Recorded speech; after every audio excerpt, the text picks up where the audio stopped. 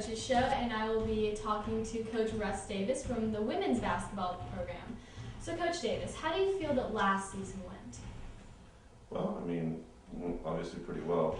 If you can, there's one team at the end of the year that has the ultimate prize, and we captured that in the 2008 NEI Division I National Championship. So you can't get any better than that. So it went great.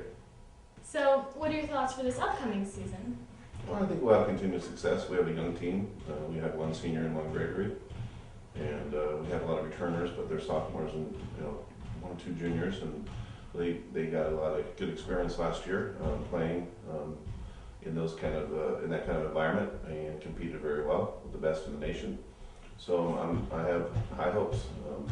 If we can stay healthy and work hard, then we should be right there at the end of things again this year. So, Coach Davis, who do you think are some key players this new season? Well, this is an interesting year because we have 11 players that I think can compete on every given night. So we're going to try to play between 9 and 11 players. We've been trying to play 11, and sometimes it's worked, but sometimes the kid has an off night or not, or so. So we're going to be able to try. We have most depth we've ever had this season. So it's too early to tell.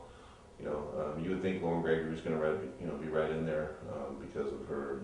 She started last year for us, and she's our only senior. Paige Hallberg started some games last year. She started 24 games. Sarah Boyd was our point guard. She started every game as a freshman. So we're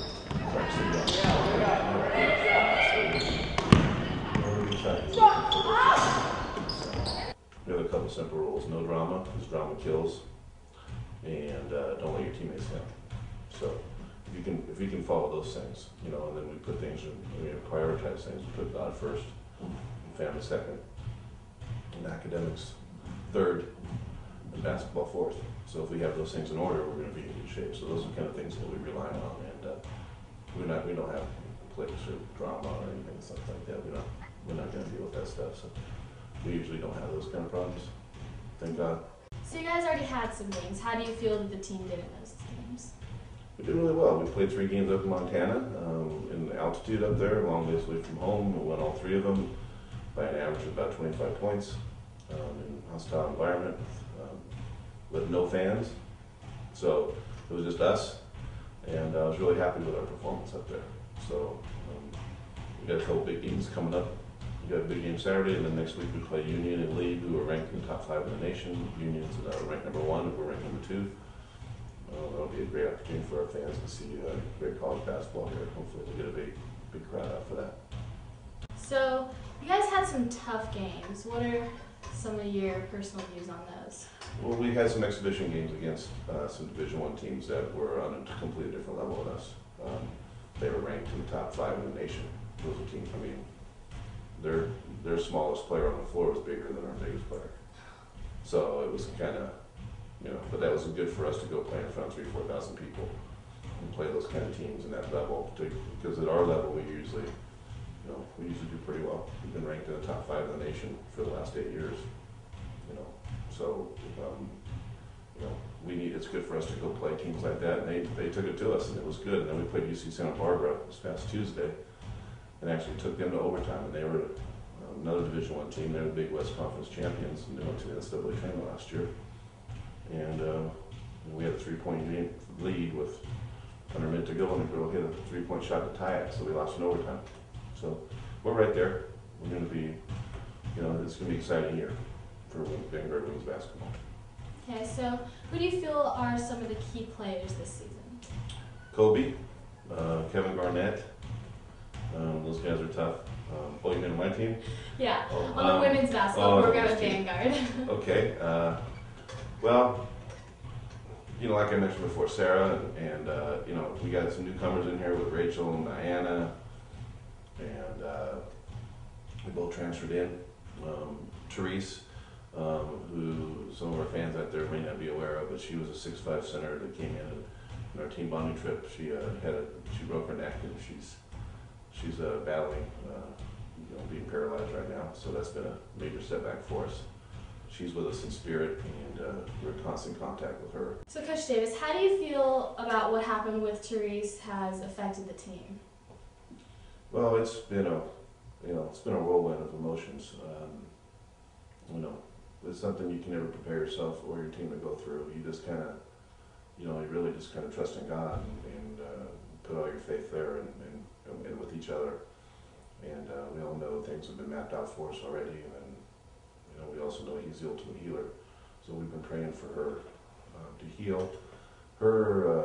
Just her energy and her attitude has really lifted our team to even come closer.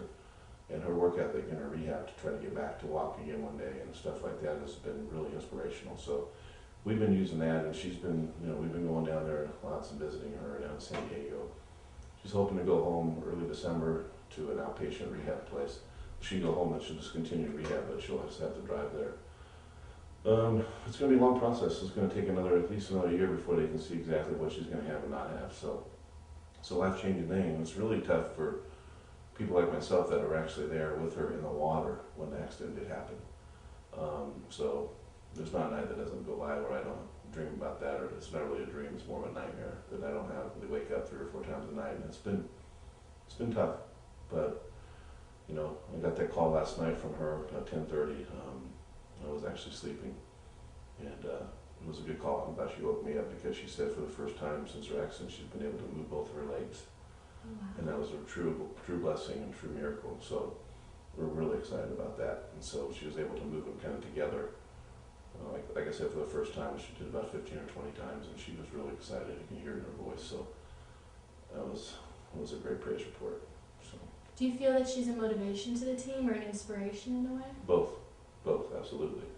She's a really hard worker, and I actually talked to my team about this the other day, where sometimes we think we're working hard, but maybe we can work a little bit harder. And I gave her an example. I was down there, and she was doing her rehab, and she worked so hard that she actually passed out.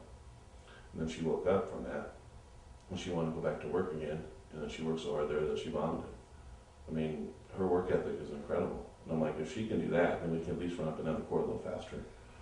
So it's been a blessing to have her be a part of that and to motivate us in the ways that she has been. And her strength through this is, I don't know how she's done it, because I don't think I could be in that situation and be as positive as she has been. And she's just an incredible young lady, and I love her to death. I really do miss her. She used to come to my office every day for lunch, and we talked about basketball because she wants to be a coach. And I talk to her every day on the phone, and if I'm not down there, and so it's been life-changing. But it's been, she's been really something else to be a part of. So I feel really blessed that she's in our life. So I heard that you guys have somewhat an odd tradition about someone saying a joke at the beginning of each practice. Well, we actually started it this year. We have it called the Joke of the Day, to try to relax us a little bit. And we've done it every day but one. On Friday I wasn't in the best mood, so I told them that we're not doing Joke of the Day today because I'm not in a joking mood.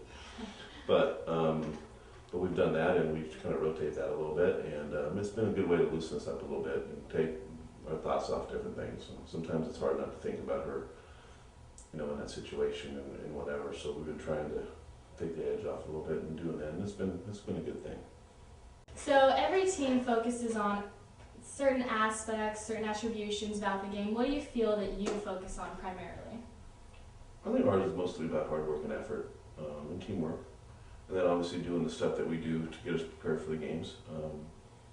I'm one of those coaches that demands hard work. If you work hard, then everything's going to be okay. If you don't, then we're gonna go head to head.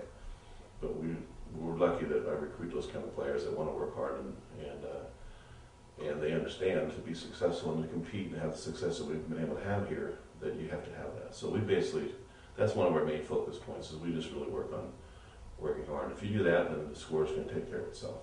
So we just want to outwork our opponents and make sure we give everything we have. Especially in the situation this year where we feel blessed that we can go out and run and jump and walk and do the things where one of our teammates can't right now. So we feel like we're going to do that for her also.